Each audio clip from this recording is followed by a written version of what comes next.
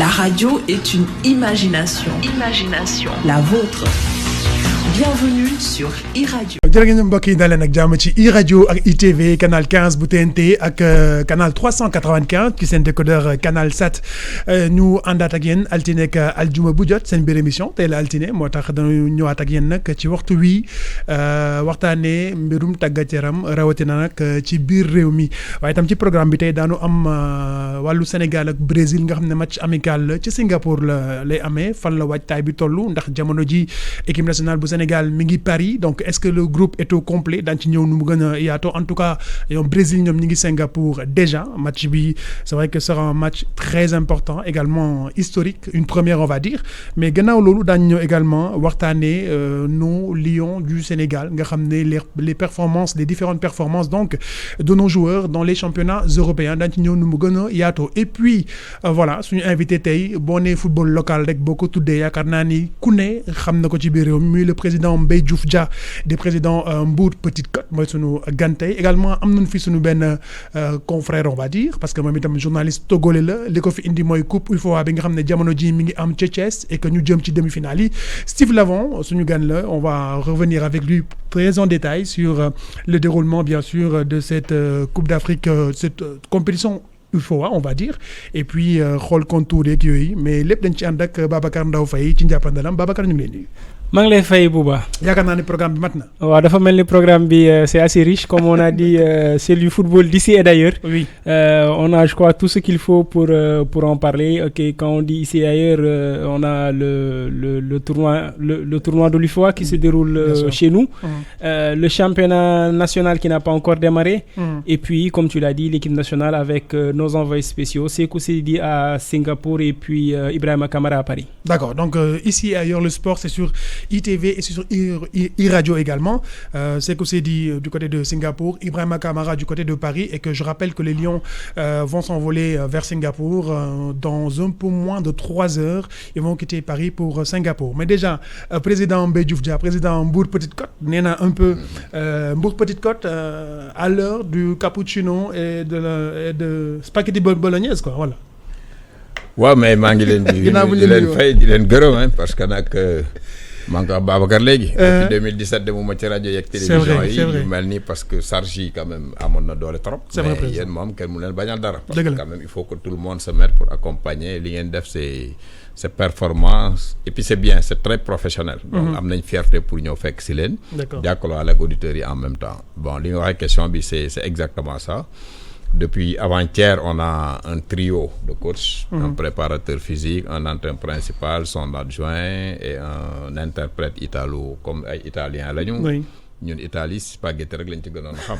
donc maintenant on va être obligé comme il a dit petite côte à la sauce bolognaise quoi. Voilà, exactement. Donc attention, ça arrive, c'est bien. D'accord, ça arrive. Mais je crois que c'est assez rare de voir un club sénégalais prendre les services d'un entraîneur étranger pour je crois que la dernière fois c'était peut-être c'est vrai il y a eu il y a eu Génération Foot un peu avec Olivier Perrin, il y a eu l'AS Douanes avec Georges Tripp. Et puis il y a eu le Ndiambour de Louga qui avait un duo de Brésiliens je crois à un moment mais c'était plus des joueurs. Là c'est un staff technique complet qu'il nous annonce qui vient d'Italie. Moi je voudrais bien savoir un peu qu'est-ce qui justifie un peu ce choix. Bon, en fait, on est en tournoi extrêmement important parce que boo xoolee le football sénégalais fi ñu toll virage bi c'est que comme eux-mêmes l'ont dit nee nañu ils ont constaté que le Sénégalais est né footballeur. Vous allez dans les rues, vous allez dans les maisons, dans les quartiers, premier cadeau bu nit ñi jënd c'est un ballon de football. Donc quand ils ont analysé tout ça, lui-même a installé le football professionnel en Chine. Bien sûr. Il est d'ailleurs dans une structure qui est internationale donc xam na li xew. Ils ont dit ce serait bien d'avoir mixage bi entre ce qui se fait au Sénégal ak li nga xam ne mooy ce qu'on appelle technique ak tactique italienne. Parce que tout le monde sait que le cadenaccio, donc beaucoup de termes ont été utilisés. Donc ils sont fiers de venir nous accompagner, mais apparemment ils se sont très très bien renseignés parce qu'ils ont vu sur les 10 dernières années, Mbour Petite Côte a gagné 2 fois la Coupe du Sénégal, on a fait 2 tours d'Afrique, on a gagné le tournoi du Parlement, on a 2 cadets qui ont fait 2 finales de Coupe, donc 4 trophées, on a gagné le trophée du championnat. Donc sur les 10 dernières années, il y a 5 trophées dont 2 finales et 3 demi-finales. Ça dit qu'ils savent exactement où ils mettent les pieds. D'accord. Parce que moi-même j'étais assez surpris quand ils m'ont appelé pour la première fois. Mais ayant des relais dans chaque zone et puis pouvant vérifier désormais sur l'internet tout ce qui se fait de mieux, on a été quand même très heureux de les recevoir d'abord. Ok. Ils ont été reçus par 2 ministres, dont le ministre Matar Ba, que nous remercions pour ça, parce que biñ njëkkee ñoom moom lañ dajee mu garanti leen ne leen si c'est le président Mbaye Diouf Diop, moi je me porte presque garant. Loolu c'est une opportunité vraiment lu rëy la. Bien sûr. Yokk leen quand ils sont venus aussi ñu delluwaat ci Omar Youm, qui est également le ministre des infrastructures, mu waxtaan ak ñoom sur le projet, même qu'à le chef de l'État sur les différentes régions. Et comme ñoom le premier sponsor, c'est le métier, c'est de faire des stades, puis gratuitement d'abord, ensuite rembourser. Donc on a dit quand même il fallait ñu sauter ci occasion bu mel noonu. Mais ça peut être un partenariat très gagnant, non pas pour Mbour Petite Côte, pour Mbour, pour la région, mais c'est surtout pour le Sénégal également. Mais justement, xam nga gis nañu partenariat bi am diggante Jambar, en tout cas le modèle économique de Jambar gis nañ ko, le modèle économique de Génération Foot, mais ci partenariat bi c'est lan mooy nekk le modèle économique de Mbour Petite Côte avec cette société italienne? Oui, pour vous dire vrai, on avait 3 offres. On a une offre pour Guingamp, une offre pour Rennes, mais c'est le même schéma calque sur Génération Foot. On vous donne un montant, vous formez les joueurs, on les prend, on va qui on veut, et puis nous disons le pourcentage. D'accord. Donc pratiquement, vous n'avez rien à la retomber. Donc eux aussi prennent le risque parce que s'il n'y a pas un bon joueur, ils y perdent. Mais je dis c'est mieux d'avoir une assistance technique d'abord, parce que l'expérience italienne au Sénégal, je crois, si... on a eu des Romains, on a eu des Allemands. Moi-même, je suis le premier à avoir amené Georges Tripp en son temps. Il était payé, logé, nourri, habillé, blanchi, plus 1 million de salaire. Ensuite, ça nous a donné les résultats que nous avons connus. Avec, quand même, quand on a mixé méthode sénégalaise avec allemande, ça nous a donné vraiment des résultats exceptionnels. Donc cette année, on a dit c'est une occasion unique de tester le système italien.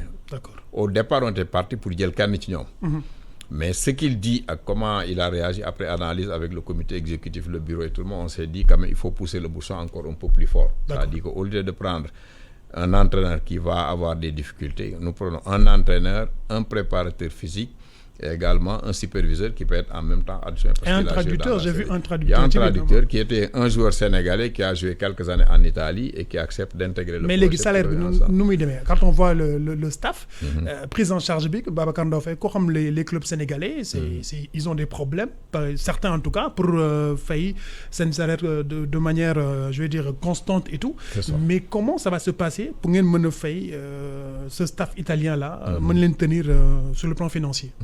Mais on est, enfin, le staff, ça c'est le staff technique. D'accord, le staff technique. Mais le partenaire privilégié, c'est qu'on appelle le sponsor. C'est lui qui paye. C'est Ital Green. Ital Green, c'est la première marque mondiale pour la construction des terrains synthétiques, gazon naturel et tout. Donc c'est lui qui prend en charge l'intégralité de leur charge. On les fait mensuellement. Ils ont déjà pris une maison, tu t'imagines, une maison à Saly à 1,2 million par mois. MPC ne peut pas prendre ça.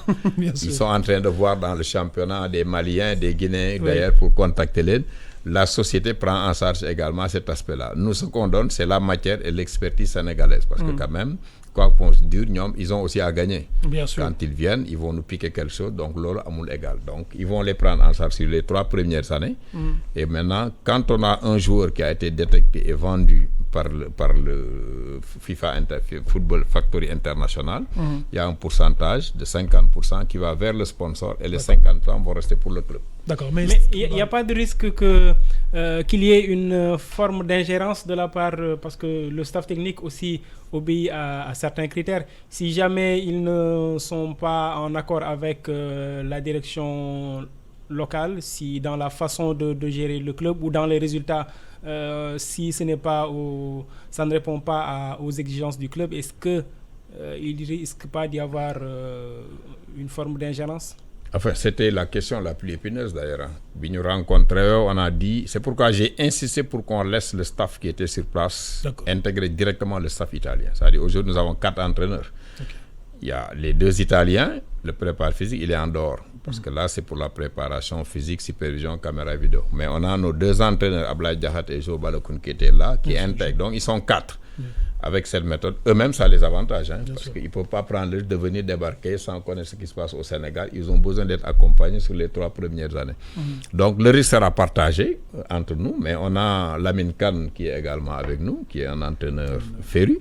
Nous avons Serigne Salou Dia, qui est également le directeur technique. Donc, nous avons un staff de 7-8 qui vont discuter sur l'organisation, la méthodologie et le programme. Mais sur cet aspect, vraiment, il n'y a pas d'appréhension. Je crois qu'ils vont s'intégrer très facilement. Ok, mais Steve, quand vous entendez tout ça, vous voyez un peu le football sénégalais, comment ça se passe au niveau des partenariats. On a vu le modèle de Djambar, de son sortie des joueurs comme Idrissa Gana Gueye. On a vu le modèle Génération Foot. Du côté du Togo, comment vous voyez tout ça? Pour commencer, déjà, je dirais félicitations quand même à Mbo Petite Côte, c'est ça? C'est le nom du club, voilà. Parce que c'est vrai que c'est pas évident d'avoir des étrangers comme ça qui débarquent dans le championnat. Parce que, comme on dit d'habitude, chez nous, c'est encore sous-développé, c'est très difficile, on ne peut pas passer les joueurs, on ne trouve pas les finances pour pouvoir faire grandir le club. Maintenant, s'il y a une structure comme ça qui vient pouvoir vous aider déjà à grandir, aussi bien économiquement, sportivement, je crois que c'est une bonne chose. Alors, chez nous, c'est très, je sais pas, peut-être c'est un modèle aussi qu'on peut essayer d'amener chez nous, parce qu'on a très très peu de clubs qui peuvent envisager des trucs comme ça, parce qu'il n'y a pas, comme je dis, il n'y a pas les moyens du tout, il n'y a que des mécènes d'ailleurs à la tête de chaque club, donc les mécènes, vous savez, il y a d'argent aujourd'hui, demain il n'y en a peut-être pas, donc c'est très très difficile d'assurer la pérennité du club, donc c'est très très compliqué, mais ce genre d'initiative c'est bon. Maintenant c'est vrai que c'est un peu différent, enfin je ne sais pas trop, mais c'est un peu différent de Génération Foot et Diambars, parce que là c'est un club, des clubs qui mettent en place la survie des académies là. Mais pour Mbu Petite Côte, je pense que c'est plus c'est vrai que ça va peut-être venir dans le temps par rapport à l'accompagnement financier et justement tout ce que ça peut donner en matière de transfert des joueurs après. Mais c'est une très bonne chose. Maintenant, moi, en dehors, tout ce que je demande, c'est qu'on peut se reprendre le championnat au Sénégal très vite, parce que j'ai l'impression que ça tarde là. Ça, c'est le commandement depuis... Même chez nous, on a repris juste cette semaine, mais bon, je pense que c'est déjà assez tard. On est en octobre, alors que nos clubs devaient faire des coupes africaines. Ils n'ont aucune compétition, ils ont fait des coupes africaines. Ils ont quasiment été tous éliminés d'ailleurs. Parce que c'est compliqué, il faut que les clubs aient de la compétition dans les jambes. Ça va leur permettre de pouvoir justement se mesurer aux autres clubs sur le continent. Quasiment tout le monde a débuté le championnat aujourd'hui, à cette période. Donc on est sur 7 octobre, et s'il n'y a pas encore de championnat, c'est inquiétant pour moi. Comme quoi, rien ne remplace la compétition. Direction Singapour, où on retrouve notre envoyé spécial, Sekou Seydi. Sekou, bonsoir ou bonjour du côté de Singapour. Bonsoir Bouba. Bonsoir Sekou. Alors, bien arrivé, comment ça se passe du côté de Singapour? Sénégal-Brésil, c'est le 10 prochain, donc c'est jeudi. Alors, comment ça se passe un peu? Faites-nous un peu, on va dire, une photocopie du je veux dire... de Singapour. De Singapour, hein, pour voir un peu comment ça se passe, déjà. Sekou? waaw maa ngi lay dégg. Sekou ci la ne naka waa Singapour. waaw Singapour ñu ngi fii maa ngi lay nuyu di nuyu Babacar Ndaw Faye. di nuyu Sayer je crois moo ne. Mbaye Diouf Dia président Mbaye Diouf Dia. xam naa ko Stéphane Labonne bu Togo xam naa ko. on a eu à travailler ensemble il y a quelques mais peut-être fàtte na ko. oui. bon Singapour ngi fi parce que bon ñoom suñu décalage dafa xaw a bëri ñoom ñu ngi 0:41 minutes donc fu mu ne nii équipe nationale bu Sénégal dina ñëw suba 15h fii 15h Singapour mooy nga xam te ne moom la ñu directeur technique national xamal nañ ko parce que ñun ñoo bokk vol donc bu ñu wàccee aéroport jot naa ko jege xamal na ma ni équipe bi dina fi ñëw bu 15h jotee 15h Singapour bu jotee donc ñoom ñu ngi logé Switch Place. bi nekk juste à côté parce que man fi ma logé mi ngi jàkkaarloo ak stade bi nga xam te ne fa la ñuy amal jongante bi. mooy stadium international bu Singapour. stade la boo xam te ne 55 000 places la am. mu nekk ci quartier bu ñuy wax Kalang donc fii la ñuy amal jongante yi équipe bi dina ñëw suba incha allah bàyyi ko Paris. bu ñëwee xam naa ci suba si ñun foofu le moom tax xew rek dañ ko jox auditeurs yi ak téléspectateurs yi ak ñëpp ñi nga xam ne dañuy lire Mediapart. mais déjà c'est cool mais dégg nañ ne équipe Brésil bi ñu ngi déjà sur place loolu ñu ci mën a wax. jege naa staff kiiwu Sénégal ñoom amuñu ci info même li nga xam te ne mooy entraînement équipe ba am équipe nationale Sénégal bu ñëwee dina entraîner demain ñoom amuñ ci info yi doy ñu ne faaw côté ñoom naka man ak ñoom a ci yem information yi joxe woon joxe woon ko muy départ yi ak regroupement bi info yooyu la ñu yor tey donc nag dañoo guddee parce que yegg 22h fii donc dañoo guddee pour nga jógee aéroport bi ñëw rek fii dafa xaw a compliqué pour nga repérer ak guddi dëkk. da nga nekk wàcc bees foofu quoi. dafa xaw a compliqué waaw li ci mënta am daal dinañ jéem a xool li ci am. waaw mais boo xëyee rek nga jubali en attendant équipe Sénégal di ñëw boo xëyee rek nga jubali si ñoom Neymar nga wax ñu ñoom nu ñu waajalee match bi incha allah. incha allah loolu kay bu ñu xëyee kay ci la ñuy ne. très bien. jërëjëf Sékou Seydi ñu ngi lay gërëm bu baax.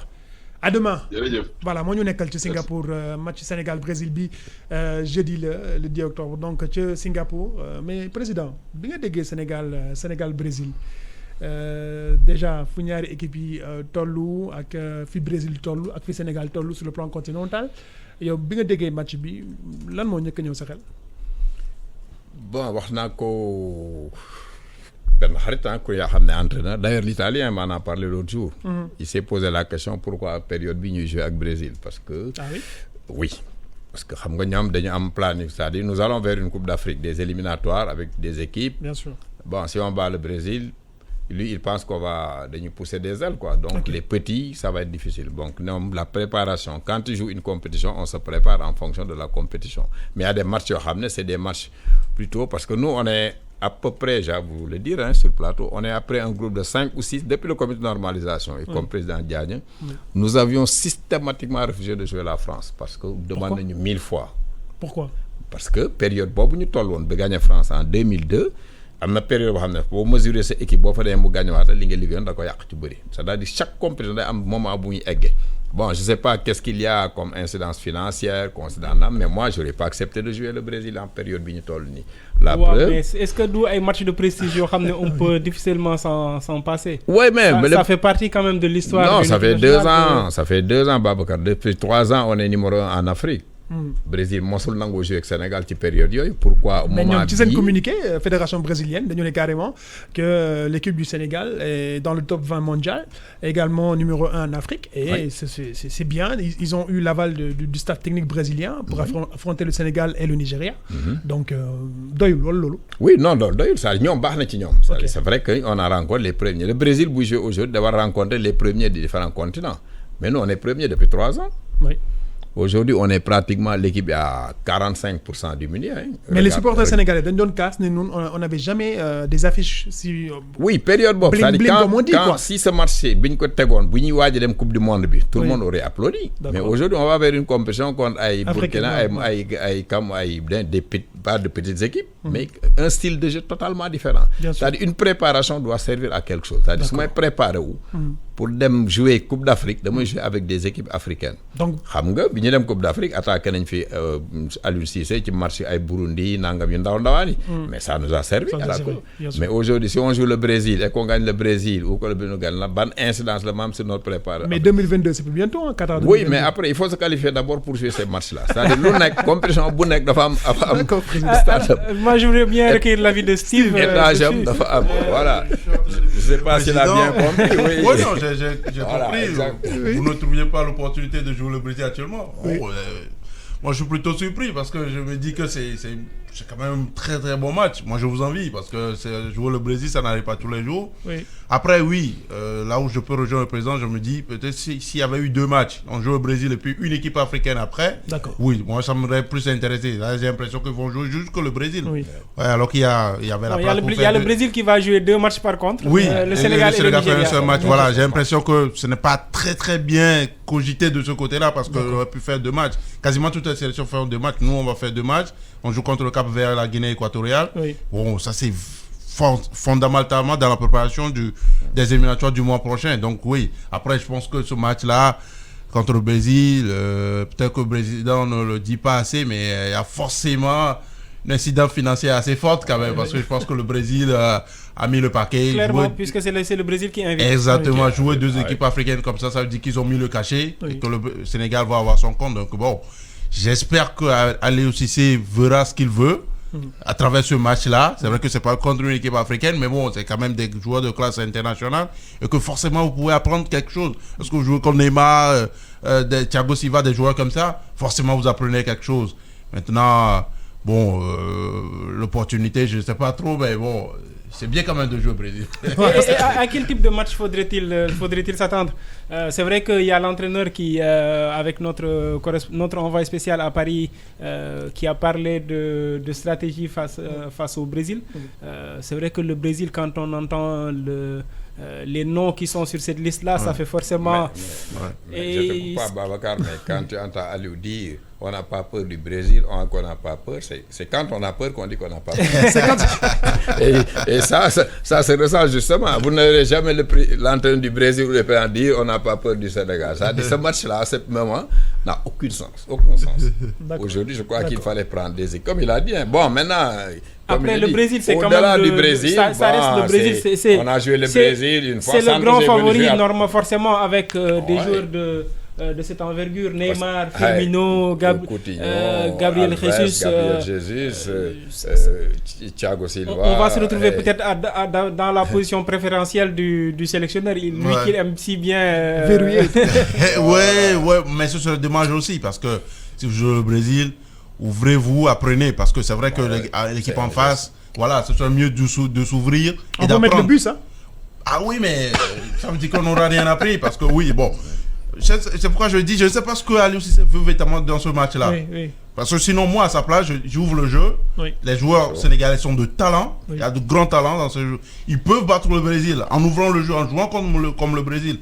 Même aujourd'hui, le Brésil lui-même, un peu en difficulté, on le voit sur les matchs. Il le faut peut-être juste du talent pour gagner les matchs. Vous avez vu, souvent, c'est Neymar qui fait un coup de génie et puis le match est gagné. Donc, je pense qu'aujourd'hui, si on prend joueur par joueur, quasiment les Sénégalais, ils sont au même niveau. Hein. Quand tu parles Mané, Gay qui joue au PSG aujourd'hui, mais ils sont dans le même club que ce Brésilien. Donc, ils n'ont pas à avoir un complexe d'infériorité du tout. C'est pourquoi je dis, c'est à l'entraîneur maintenant de se dire, bon allez, jouez, quand vous savez jouer, faites-vous plaisir, et puis voilà, je pense qu'on aura plus à apprendre dans un match comme ça que de mettre le but, et puis bon, ça ne va pas aider véritablement. Si Aliou l'entend, ça va être un très bon match, hein, parce que le Sénégalais de nature, il est brésilien, comme l'a dit l'entraîneur italien. Hein. Si vous dites aux joueurs, jouez, mais si vous faites, on va boucler les couloirs, fermer les interfaces, mais vous êtes mort, hein, vous allez en prendre 4 ou 5. Mais si vous dites au Sénégal, jouez comme vous savez le faire, vous jouez le Brésil, ça va rester dans l'histoire. Hein. Justement, président Mbaye Diouf Dia, on ne vous a pas entendu, comme vous venez de le dire, depuis 2 ans dans les médias. Cette Coupe d'Afrique, on a vu ce qui s'est passé avec cette finale contre l'Algérie perdue par un but à 0. Déjà, comment voyez-vous cette Coupe d'Afrique? Quelle analyse faites-vous de cette Coupe d'Afrique avec cette finale perdue? Bon, mais au bout du compte, quand on y réfléchit de très près, on se rend compte qu'on avait une équipe pour pouvoir gagner la Coupe. Hein, parce que quand on y allait, quand on nous avait dit, vous allez en finale, vous signez, on n'aurait pas signé. On aurait signé quand on nous dit, vous allez prendre la Coupe. Tout le monde était d'accord qu'on allait pour prendre. On est allé en finale.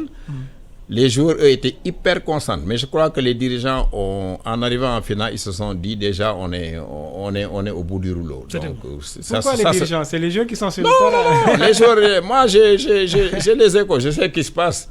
Le soir de la victoire, les joueurs étaient hyper concentrés, les dirigeants fêtaient déjà comme ils avaient gagné la coupe du déjà. Et ça se paye cash. Okay. C'est-à-dire, quand vous allez dans une compétition, vous visez la finale, vous visez le trophée, vous ne visez pas une finale. Quand vous êtes en finale, vous êtes heureux. On est en finale, tout le monde chante. Mais les joueurs, ils étaient hyper concentrés. Malheureusement, on n'avait pas les dirigeants qui pouvaient mettre le discours qu'il fallait pour que les gosses... Mais justement, c'est quoi le rôle d'un dirigeant à un moment aussi crucial? Tout le monde le sait. L'entraîneur de l'Algérie, je me rappelle, il a compris après pourquoi on dit une finale, ça ne se joue pas, ça se gagne. D'accord. Mais qui joue, c'est les joueurs qui jouent. Mais qui gagne, c'est les dirigeants qui gagnent. À tous les niveaux, sur le terrain, en dehors. Au Naïtan, vous l'apprenez dans les compétitions, dans le championnat du Sénégal. Moi, l'expérience que j'ai avec les Mbaïndo et de grands dirigeants que j'ai eus, j'ai gagné 4 fois la Coupe du Sénégal d'affilée. Je suis parti prendre une équipe de 4e division, Babacar Anseke, Touré Kounda, nous avons gagné, MPC, nous avons gagné, parce que nous avons les ficelles pour gagner. Une finale, c'est les dirigeants qui gagnent les finales. Ce n'est pas les joueurs, parce que le joueur ne joue plus. Une finale, ça ne se joue pas, ça se gagne. Et quand on est en finale, les joueurs eux-mêmes avaient l'impression que les dirigeants déjà étaient au top. Et ça se paye cash en finale. Et c'est pourquoi nous avons aujourd'hui joué combien de finales? Nous en avons joué 8 ans avec la fédération. 8 finales perdues. 8 finales, 8 défaites. Et il faut s'expliquer, ce ne sont plus les joueurs maintenant. Quand vous dites 8 finales, c'est avec les petites catégories. Tout le monde, comme l'équipe locale, l'équipe, les U20, les U17, l'équipe A, tout le monde. Donc il faut se poser la question pourquoi ça ne passe pas en finale. Et ça, c'est un discours. Et Steven, vous qui avez suivi un peu cette équipe du Sénégal de loin, comment avez-vous un peu apprécié un peu son parcours jusqu'en finale? Quel sentiment avez-vous? Non, mais avant le début de cette CAN, c'est clair que tout le monde mettait le Sénégal sur le trophée. Parce que l'équipe qu'ils avaient, ce qu'ils ont montré les mois précédents, on savait que cette équipe-là était taillée pour enfin gagner une CAN. Oui. Et donc c'est vrai, je peux comprendre la frustration un peu de toujours arriver à la finale, ne pas la gagner, parce que ça fait beaucoup quand même. Oui. Ça fait beaucoup de finales perdues. Et donc il va falloir véritablement trouver la formule du côté du Sénégal. Je ne sais pas, comme le président le dit, je ne sais pas, bon, peut-être que c'est une autre thèse, que les dirigeants gagnent les finales. Parce que comme tu l'as dit, ça se joue sur le terrain, c'est plus aux joueurs d'avoir cette envie-là, parce que j'imagine que tout joueur veut gagner un trophée. Oui. Maintenant, oui, peut-être que le président peut développer plus ce que les dirigeants doivent forcément dire aux joueurs pour leur faire mettre la main sur un trophée. Parce que j'imagine qu'il a quelque chose, il veut dire quelque chose. Mais bon, moi je ne comprends pas, je ne sais pas si vous comprenez, mais oui, il a peut-être raison aussi, mais c'est vrai que ne pas gagner cette canne-là, ça commence pas à faire beaucoup. C'est vrai qu'on a regardé Aliou Cissé, mais dans d'autres pays, je pense pas qu'on l'aurait regardé, parce que ça fait un bout de temps qu'il est là. On a quasiment donné toute la latitude de faire ce qu'il veut, enfin, de mettre en place ce qu'il veut. Il a fait une finale, il fait une finale. C'est bien ce qu'il fait, Maintenant, on lui demande de toucher le Graal maintenant. Steven, avant de revenir sur le débat sur le sélectionneur national, parce que je pense que le président, il a envie quand même il va nous donner son avis sur le sélectionneur Aliou Cissé. On va aller du côté de Paris. On retrouve Ibrahima Kamara. Ibrahima, bonsoir. Bonsoir Bouba. Ça va? Oui, ça va très bien, à part un peu de froid. Oui, j'imagine. Et comment ça se passe du côté de l'Hôtel des Lions?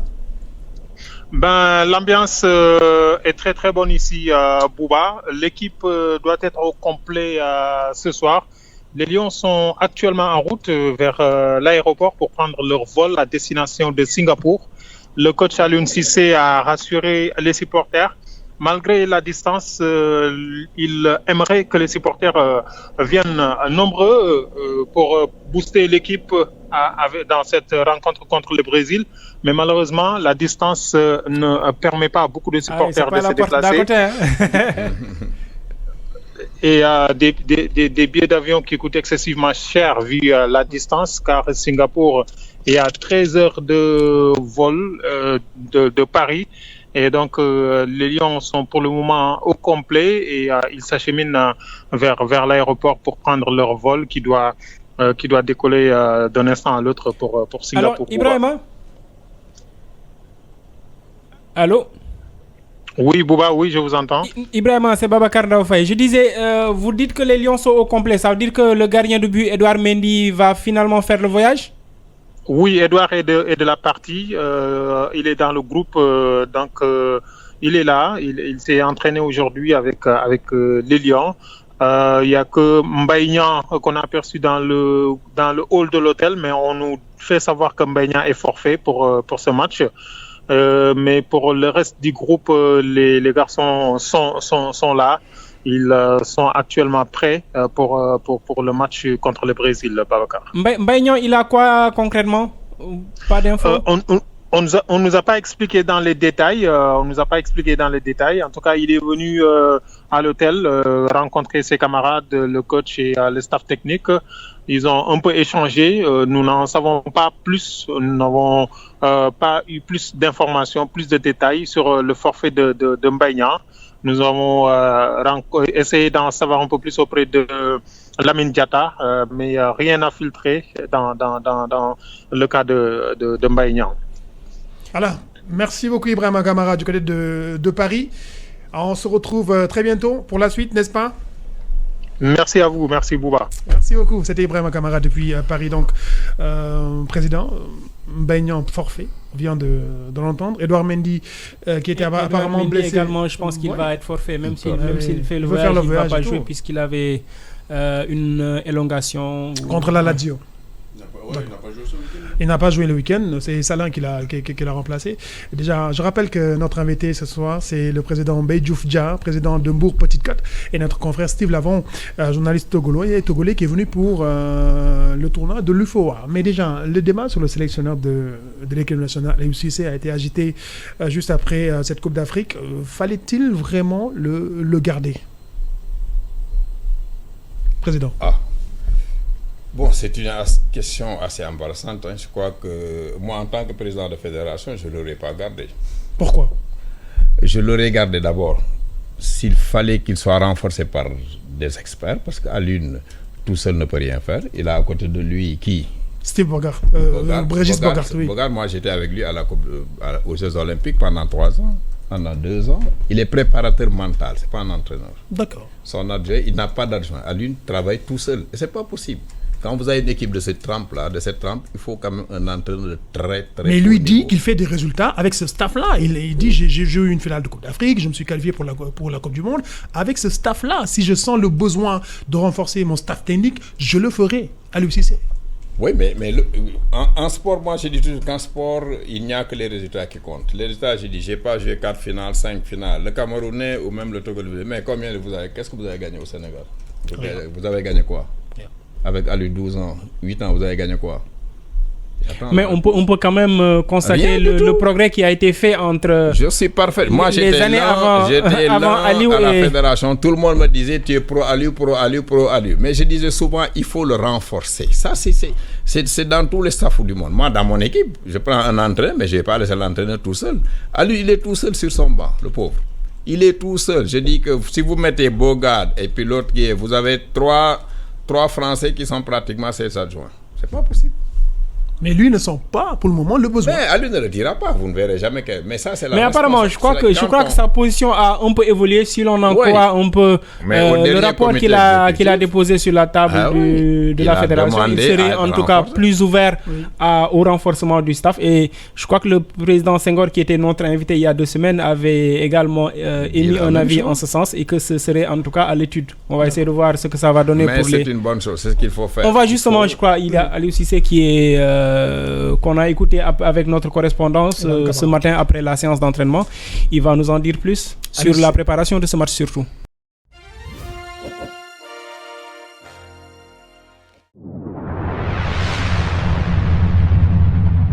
Non, c'était important qu'on se retrouve à Paris. Comme vous le voyez, on a nos habitudes depuis un bon bout de temps. Donc on a voulu garder ces habitudes-là. C'est vrai que les Brésiliens sont arrivés en ordre dispersé à Singapour, mais nous on y sera demain matin aussi, mais tout en ayant aussi une séance déjà ici sur place. Et quand on arrivera là-bas, on aura aussi une autre séance. Je pense que c'est pareil au même. Voilà. Donc ce qu'on perd là, on le gagne de l'autre côté. Ce qu'on gagne de l'autre côté, on le perd là. Donc j'ai envie de dire qu'ils sont partis, mais ils auront une séance de moins que nous peut-être. Et nous, on aura une séance plus que eux. Non, on ne sera pas attentiste, on n'a jamais été attentiste. Je pense que c'est ce que je disais tout à l'heure, c'est important de trouver l'équilibre. Mais comme je dis, au-delà du résultat, aujourd'hui, ce qui est important, c'est surtout le contenu, de pouvoir exister face à des équipes comme ça qui sont très talentueuses, qui ont énormément de qualités, qu'il ne leur faut pas non plus 10 occasions pour marquer un but. Ne pas faire d'erreurs individuelles, être très vigilant sur les coups de pied arrêtés, mais surtout garder notre identité du jeu, ce que nous sommes, être capable de mettre en place notre jeu, être capable de récupérer les ballons, s'il le faut jouer très haut, parfois si le jeu le demande aussi parce que l'adversaire nous fait reculer, d'être capable d'être compact derrière. Mais je crois que l'équilibre sera important dans ce match-là. Comme je dis, il ne s'agit pas de dire de donner des consignes pour défendre pendant 90 minutes. C'est pas intéressant, c'est pas ce qu'on cherche. Nous chercherons en tout cas à causer énormément de problèmes à cette équipe brésilienne tout en restant, nous, dans notre philosophie, c'est-à-dire jouer. Beaucoup de garçons sont intéressés de venir rejoindre la tanière. La porte est ouverte. Je crois qu'aujourd'hui, partout, il y a des jeunes Sénégalais qui jouent dans les championnats majeurs sont sélectionnables. Donc, Boulaye Dia, on le suit depuis l'année dernière, on le connaît. Comme d'autres garçons, comme je l'ai dit, Mamkiam, comme des garçons comme Moussa Koné, pour ne citer que. Donc à ce niveau-là, je crois qu'on a énormément de qualité. Donc c'est un garçon qu'on va suivre, qu'on va continuer à suivre.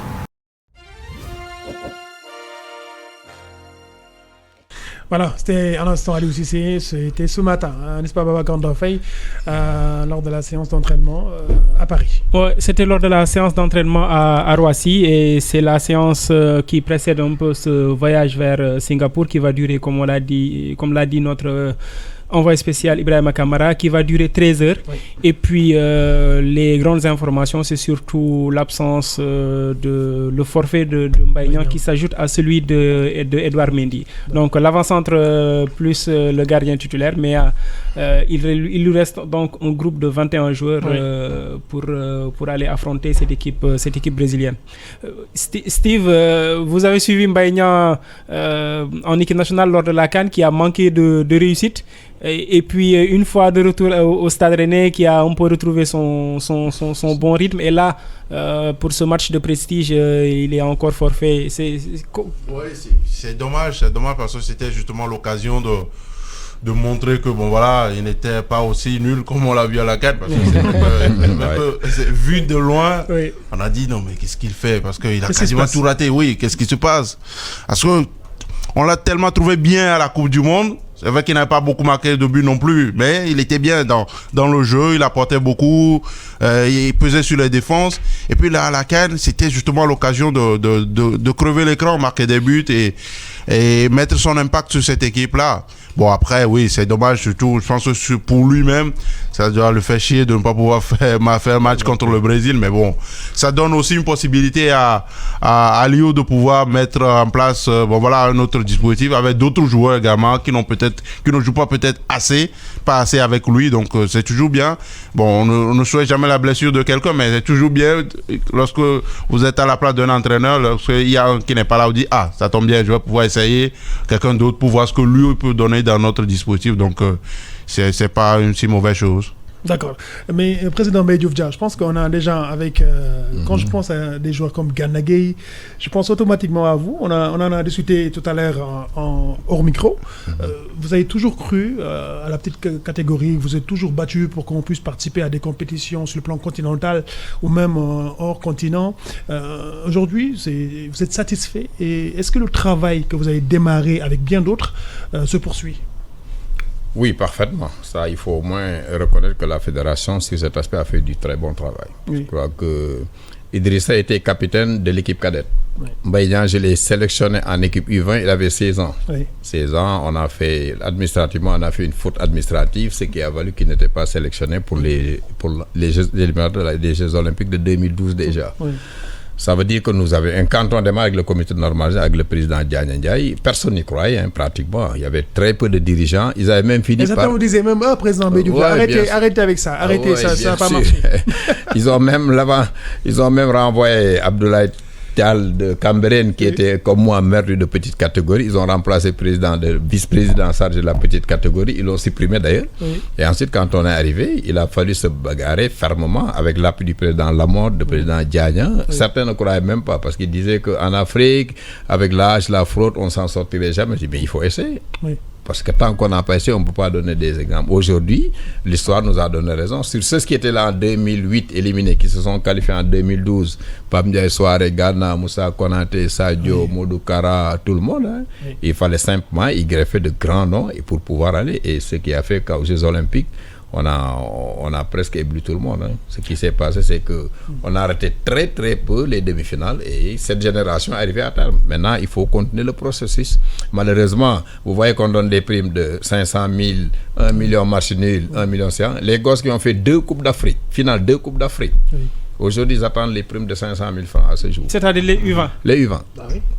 Moi, j'étais avec eux pour la première fois. Je ne suis jamais allé en Coupe d'Afrique avec l'équipe A parce que je n'y croyais pas. Parce qu'il fallait que cette génération arrive à maturation. Quand cette génération a initié d'autres, cette génération est arrivée avec Joseph Koto, 2 finales Coupe d'Afrique, une demi-finale de Coupe du Monde. Aujourd'hui, il court derrière 500 000 francs. Et pas de prime. Pas de prime.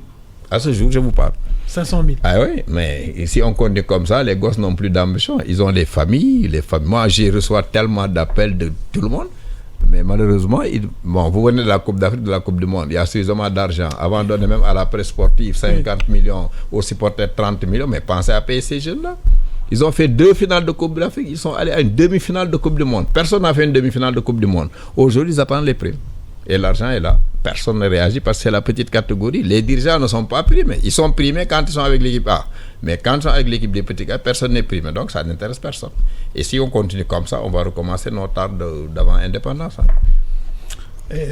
Malheureusement. C'est très dommage. Mais en tout cas, c'est pas pour le défendre, mais le président de la fédération qui était notre invité, je le rappelle, il y a 2 semaines, on l'avait interpellé sur cette question de paiement des primes. Il nous avait assuré en tout cas que sur la base des enveloppes qui ont été reçus par la fédération dernièrement, qu'il y aurait un geste qui serait fait. C'était la régularisation en tout cas de la situation des petites catégories. On va suivre pour voir s'il y a eu évolution ou non entre sa présence ici l'autre jour et aujourd'hui. On va essayer de voir ce qu'il en est réellement. Non, mais le problème, c'est on a l'impression que là on commande, alors que ce sont des bases.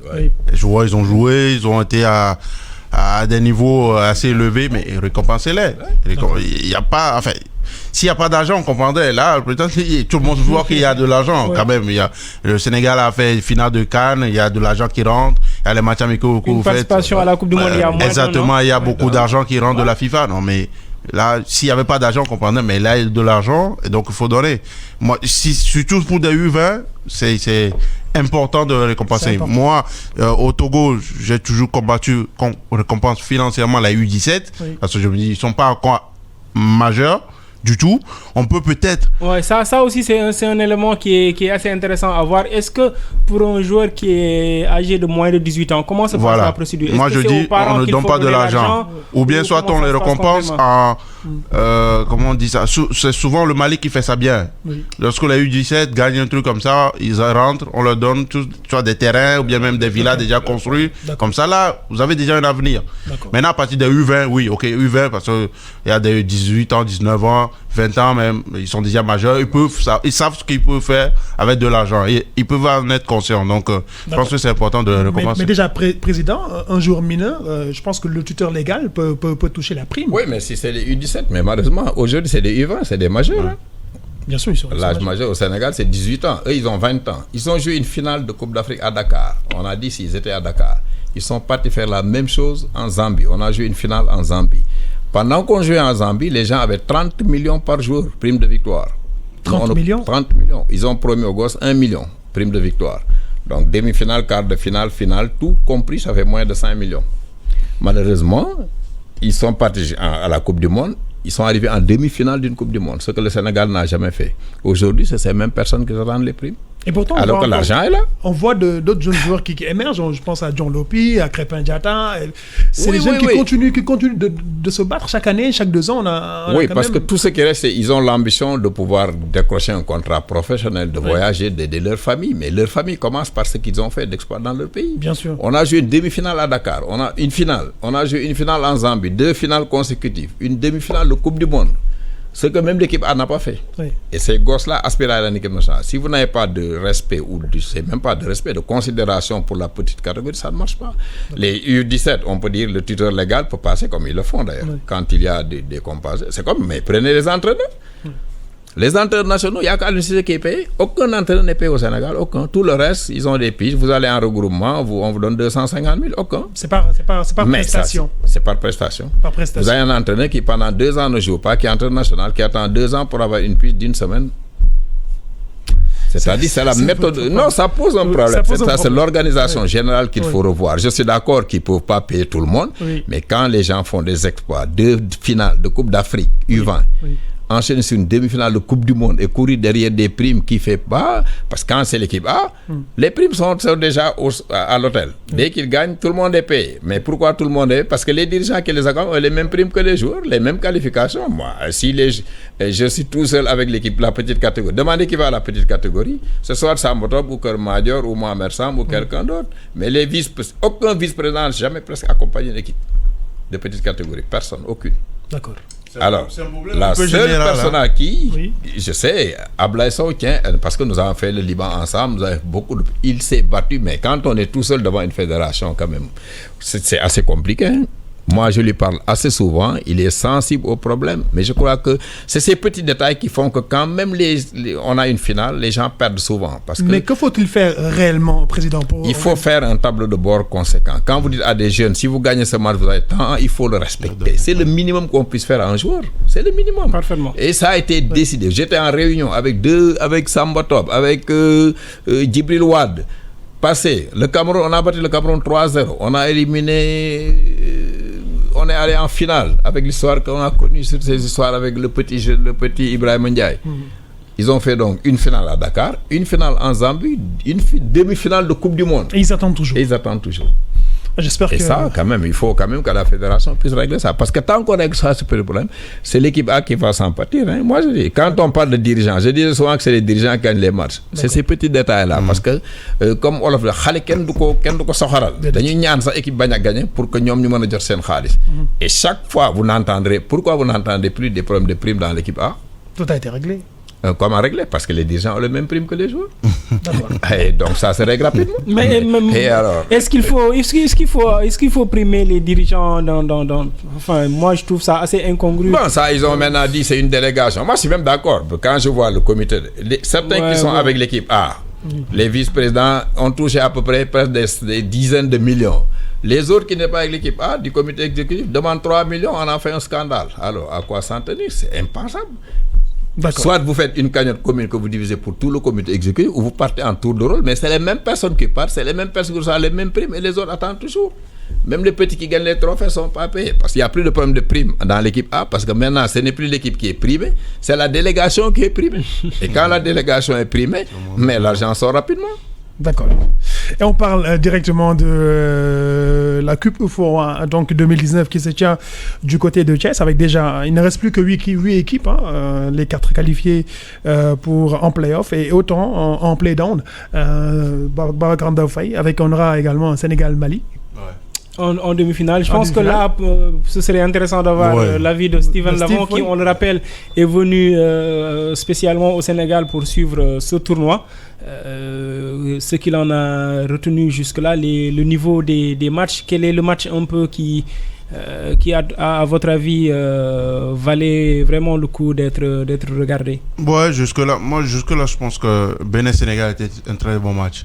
Parce que je n'attendais pas les Béninois à ce niveau-là. Surtout que cette équipe béninoise, pour moi, était un peu défavorisée par le calendrier. Ce n'était pas la faute du Sénégal. Mais c'était un calendrier qui était fait. Le Sénégal avait joué depuis jeudi, je pense. Et le Bénin a joué mardi pour rejouer jeudi. Enfin, 2 jours après. D'accord. Physiquement, vous savez que c'est très difficile pour un joueur de football. Mais malgré cela, ils ont opposé une très très belle résistance parce que cette équipe sénégalaise est très douée. J'ai vu, parce que j'ai reconnu beaucoup de joueurs qui étaient déjà nommés pour la Coupe UFOAB, des U20. Oui. Donc, Youssouf Badi, je les ai reconnus et ils savaient qu'il y avait beaucoup de talent dans cette équipe-là. Donc, on savait que ça allait être très compliqué, mais les Béninois ont vraiment, vraiment tenu face à cette équipe sénégalaise. C'était un très, très bon match.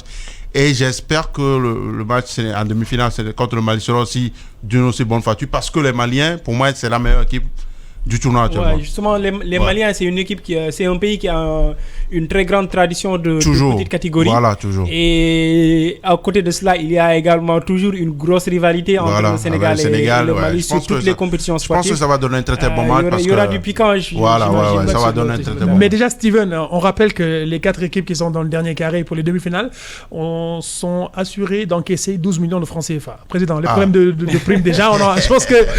Non, mais là-bas, je pense pense que tout est réglé. Tout est bien réglé. Ouais. Les 4 équipes demi-finalistes auront chacune 12 millions de francs CFA. Président, je pense que là, on ne parlera pas de problème de prix. Non, du tout, c'est bien. Mais ça dépend. Ça va monter. Est-ce qu'on leur donne? C'est ça le problème. Si. Voilà. On va le donner. Ça, au moins, parce que c'est Fox qui organise. Tout est programmé à l'avance, tout est calculé, tout est décaissé. Il y a une planification organisée. Parce qu'il faut une méthodologie. En sport, c'est une méthodologie. Vous voyez aujourd'hui pourquoi l'équipe du Sénégal a des problèmes avec le Bénin. Dans l'équipe du Bénin, vous verrez au moins 4 ou 5 joueurs dans les autres équipes qui ont joué au moins une Coupe d'Afrique. Le Sénégal, sur les 4 dernières Coupes d'Afrique, il n'y a jamais eu un Sénégalais qui joue dans l'équipe locale.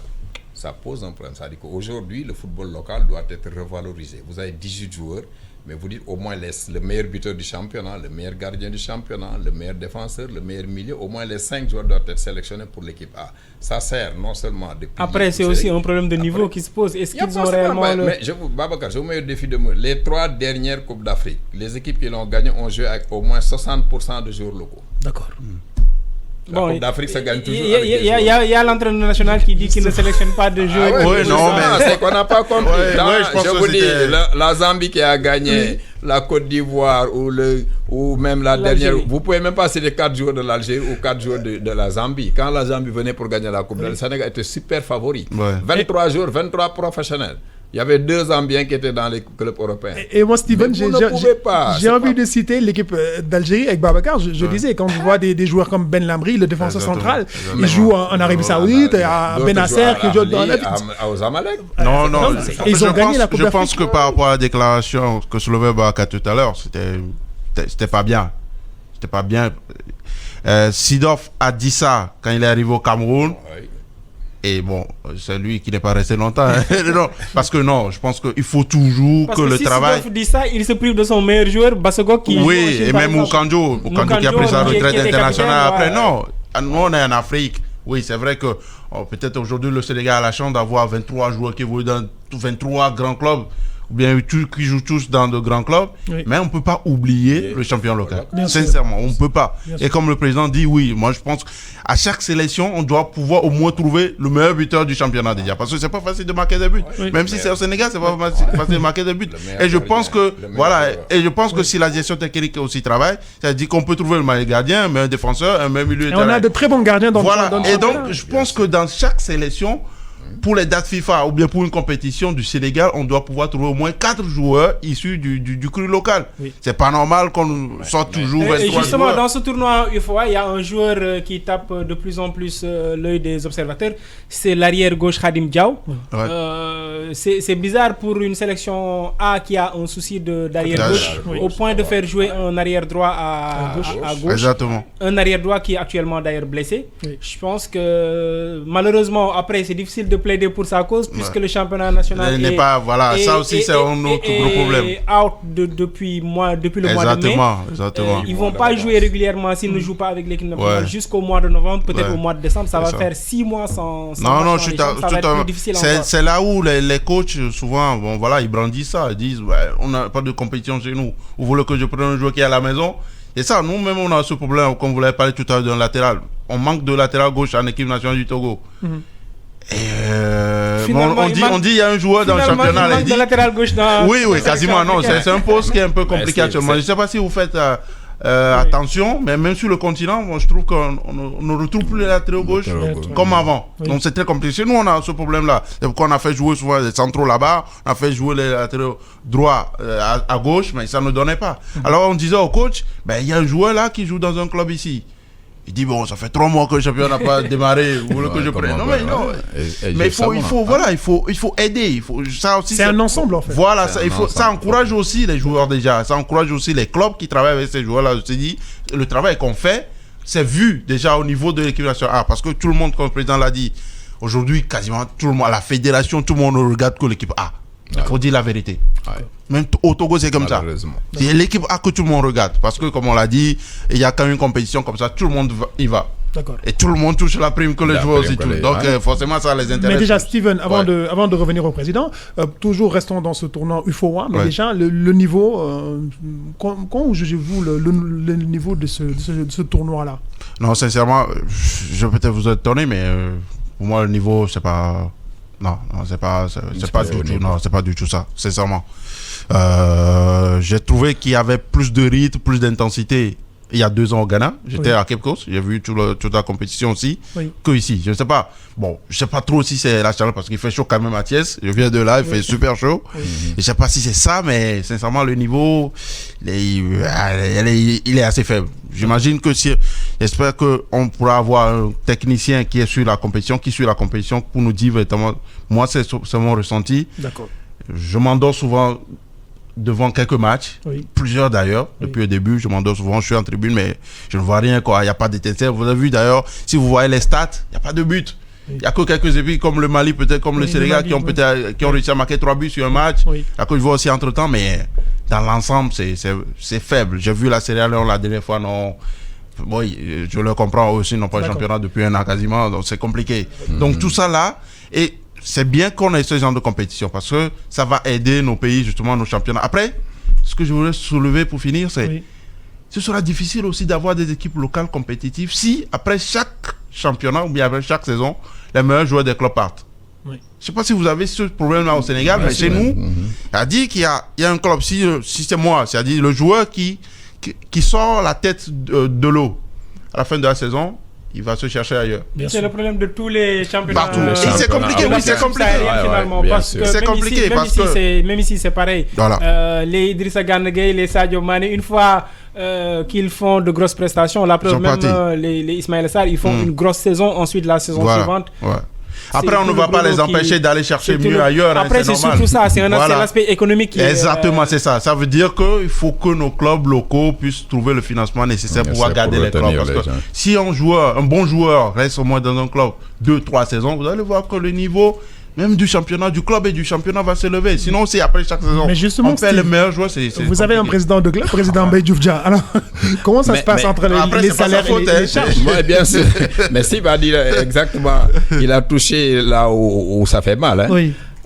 Imaginez-vous que nous sommes présidents de club au Sénégal, vous mettez minimum c'est 70 millions annuellement.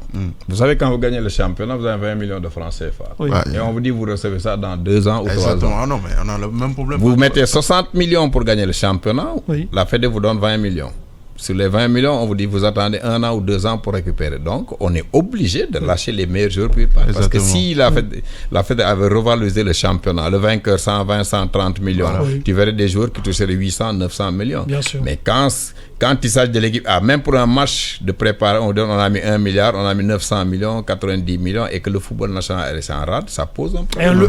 Un joueur local va chercher un salaire de 700 000 à Conakry. À Conakry, oui, mais on a perdu tous nos meilleurs joueurs. Moi, j'en ai perdu un qui était avec moi, Pape Amadou Touré, qui est parti à Aurillac, 500 et quelques mille. Moi, je lui paye 90 000 francs CFA. Je ne peux pas dire non, je le laisse partir. Il n'y a pas photo. Moustapha Ka, c'est la même chose. Cette année, j'ai perdu Bonna Tupan, Ibou Kassé, Ibou Sen, Adama Gueye. Il connaît, je viens de perdre Ousmane Sakho et Mohamed Pouy pour des 4e divisions en France, c'est des salaires de 2 000 euros, 3 000 euros qu'on aurait pu payer et qu'on pouvait retenir pour qu'ils paient. Mais quand même les joueurs jouent dans le championnat local, ils n'ont aucune chance d'aller en équipe A. Et on dit que c'est un championnat professionnel. Et on dit que c'est un championnat professionnel, malheureusement. Comment voulez-vous? C'est impossible que ça continue comme ça. Parce que les présidents de club, un jour, il faut arrêter. Je crois, comme l'a dit Mathieu aujourd'hui, la Ligue professionnelle, elle est en faillite sur toute la ligne. D'accord. Parce qu'elle n'est pas sur... La fédération a mis la Ligue en rival. C'est-à-dire qu'aujourd'hui, la fédération croit que la Ligue professionnelle, c'est un rival. Alors que c'est la fédération qui a délégué ses pouvoirs à la Ligue professionnelle pour lui gérer une partie du football qui s'appelle le football professionnel. L'accompagnement doit être constant. Même sur le marché, sur le sponsoring. Comment voulez-vous faire signer l'équipe A du Sénégal? Orange signe et Orange lâche la Ligue professionnelle. C'est impossible. Mais justement, Président, dans un instant, on va aller de l'autre côté pour la performance de nos joueurs à l'étranger. Mais déjà, j'ai une question de Pape Seck depuis Marseille qui me dit c'est impossible que le président Mbaye Diouf Dia travaille dans ces conditions-là. Pourquoi il ne lâche pas? Oui, mais je dis, quand je retourne, j'étais à Louga vendredi dernier. Oui. J'ai vu Dame Diop qui était mon meilleur joueur, qui a construit une très belle maison pour sa maman. J'étais fier parce que j'étais reçu par sa maman dans cette famille-là. Moussa Konaté qui est parti, qui pratiquement prend en charge presque 80% du quartier. Moi, le tournoi que j'ai fait pour la pouponnière de Mbourg, Idrissa Sadio était des parrains. On donne 500, 600, 700 000. Des fois, on a donné 4 ou 5 millions. Mais c'est pas possible de lâcher. Voilà. On est obligé d'assister les jeunes pour qu'ils puissent. Mais je dis, si on continue comme ça, il faut arrêter la ligue professionnelle, retourner au système amateur, aider les gosses à trouver quelque chose et repenser la fédération. Parce qu'aujourd'hui, nous avons des dirigeants, une fédération de l'équipe A. Il faut le reconnaître, malheureusement. Et il y a 2 comités exécutifs. Le comité exécutif de l'équipe A et l'autre comité exécutif de l'équipe. Vous écoutez e-sport sur e-radio et ITV. Et tout de suite, le tour du monde de nos Lions. C'est tout de suite. te boobu ba ñuy tàmbali dañu nërmelu ci seen digganteeg Brest ñaari bal ci dara. Dijon bu Alfred Gomis dafa dóor benn bal. Strasbourg bu Abdallah Ndour. Nîmes ak Lille dañoo témboo ku nekk ñaari bal nga dugal sa morom. Siri Sarr ay simili dong la jongante ren ba fi mu ne nii moom it mi ngi ci ay jafe-jafe. Edouard Mendy mi gaañu bokkul woon ci jongante boobu waaye Mbaye Niang bokkoon na ci. dañoo nërmelu ci seen digganteeg Reims benn bal ci dara. Monaco bu Keita Diao Baldé moom it dafa nërmelu ci digganteem ak Montpellier ñetti bal ci benn. jour Lazio ba woon sax dugg na ci ñaareelu pàcc bi. ca Ligue 2 Saliou Ciss dugal na ñaareelu bitam bu tegaloo ci saison bi ak équipe bi di Nancy ci seen digganteeg Niort ci ndam la ñu am ñaari bal ci benn. ak Sochaux Abdoulaye Sané dugal na ñetti bit ci ay ñettalu ndam ay bés bii ci championnat bu Angleterre ba fi mu ne nii ñoo féete ci bopp bi. Cheikhou Kouyaté moom da doon jonganteeg équipe am ba woon di West Ham ñoom sax ñoo mujjee am ndam ñaari bal ci benn. Watford ak Ismaïla Sarr ñoom dañoo témboo ak waa Sheffield kenn dugalul sa morom dara. jour Génération Foot ba woon dugg na ci ñaareelu pàcc bi comme ni mu koy amalee daanaka ba saison bi tàmbalee ba léegi. ci deuxième division Famara Diédhiou moom moo may ndam équipe am biri Bristol ci seen digganteeg Reading benn bal ci dara. muy wane sax confiance bi mu am laataa muy wuyu ji ci wooteb Aliou Cissé bi. ci Italie Atalanta dafa dóor la ca ñetti bal ci benn. Babacar Xuma dugg na ci ñaareelu pàcc bi. ci Allemagne Salif Sané ak Schalke ñoom dañoo témboo ak Cologne ku nekk benn bal nga dugal sa moroom. Belgique Club Brugge ba léegi moom mi ngi wéy di wéeru ci ay sénégalais. Crépin Diatta dugal na juróomeelu bitam ci saison bii te def benn passe décisif ci jamono yooyu. Mbaye Diagne moom dugg na ci ñaareelu pàcc bi dugal ñetteelu bitam ci ñaari jongante. Club Brugge sax moo am ndam ci seen diggante Gantoise ñeenti bal ci dara. Allez, c'était la perf week-end de nos footballeurs un peu partout en Europe. On a vu un peu les perfs, mais c'est président Steven. On va s'arrêter sur 2 joueurs sénégalais, Sadio et Gana. D'abord, Gana Gueye. On a vu déjà l'arrivée de Gana à Paris. Tout le monde disait qu'au milieu de terrain, au Paris Saint-Germain, ça manquait un peu de lien, un peu de ce joueur de box-to-box qui pouvait amener le ballon de l'autre partie du terrain et donner beaucoup plus de vie au milieu de terrain du Paris Saint-Germain. Déjà, président, Gana Gueye, les chiffres sont là. Vous l'avez à l'image. Qu'est-ce que cela vous inspire? Ben, Gana fait, je le dis clairement, fait partie de mes fiertés. C'est la fierté de Djambar, c'est vrai. Sûr. Il est affiché dans les murs, mais nous aussi, il a été le premier, je l'ai dit tantôt, le premier capitaine de U17. Bien sûr. Ensuite, U20, U23. Aux Jeux Olympiques, malheureusement, il s'est blessé juste quand on était à Londres. Il s'est blessé, il n'a pas joué les compétitions. D'ailleurs, ça nous a énormément manqué. Donc c'est un joueur, je crois que c'est plutôt, chez Gana, c'est pas, bon, il est né techniquement très fort parce qu'il est numéro 10, mais c'est sa mentalité qui est exceptionnelle. Je me rappelle, confidence pour confidence, quand Cheikhou prenait le brassard, Alioune l'a appelé pour lui dire, je vais te donner capitaine, Cheikhou Kouyaté. Cheikhou m'a appelé vers 2h pour me dire, mais le coach va me donner le brassard. Mais moi, je crois que le vrai capitaine de cette équipe, c'est Idrissa. Ah oui. J'ai dit, va lui en parler. Quand il a parlé à Idrissa, il m'a appelé pour me dire, mais il est fou. Si on me l'avait donné, moi, j'aurais conseillé de lui rendre le brassard. Donc, ils étaient dans la même chambre. Pour vous dire la dimension de l'homme, c'est mentalement, il est très fort et très solidaire, très correct. Je crois qu'aujourd'hui, il peut même progresser énormément par rapport au Paris Saint-Germain. Et Sadio Mané? Bon, Sadio, je le connais parfaitement parce que quand il a quitté le village, il est venu en premier au Tour Kunda de Mbour. Hein. Oui. Malheureusement, le coach l'a renvoyé. Je dis souvent, c'est le seul que on t'a renvoyé. Donc, il faut me laisser en paix. Quoi. Ensuite, il est parti à Génération Foot. Il y a eu une demande d'explication. Demande d'explication à mon coach. Hein. Mais comme il y a 40 jeunes, oui. À GF, il a même failli aussi passer entre les mailles. Oui, mais quand on le prenait à Londres, j'ai dit à Karim Seck, on a un joueur qui est parti avec Madi Touré, il nous a dit Issa Sadio Mané.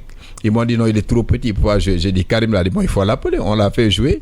En 30 minutes, on s'est rendu compte que c'était un génie. Hein. Il est né pour jouer. Donc, c'est une machine. C'est ça, il quittait son village. Il faisait 30 km pour jouer un match et revenir le lendemain. Donc, 60 km à pied avec des chaussures plastiques. Donc, ça, bon, je vais garder les confidences parce que il va être fâché quand je dis tout. Quoi. Voilà, c'est pratiquement la fin de l'émission. Mais déjà, Steven, Gana Gueye, Sadio Mané, c'est quand on aime le foot, forcément, on adore ces joueurs. Bah oui. Et puis, ces deux joueurs, moi, je les vois de loin, mais...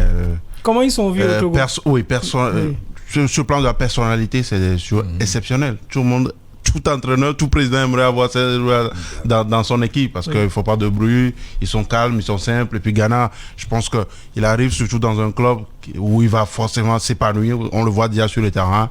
Et ce que j'aime chez lui, sur Gana Gueye, c'est le fait qu'il ne cherche pas à faire ce qu'il ne peut pas faire. D'accord. Du simple. Oui, c'est ça. Ça les joueurs ne voient pas ça souvent, mais le football est simple. Oui. Il y a très peu de joueurs qui arrivent justement à faire ça. Il a dit jouer simple.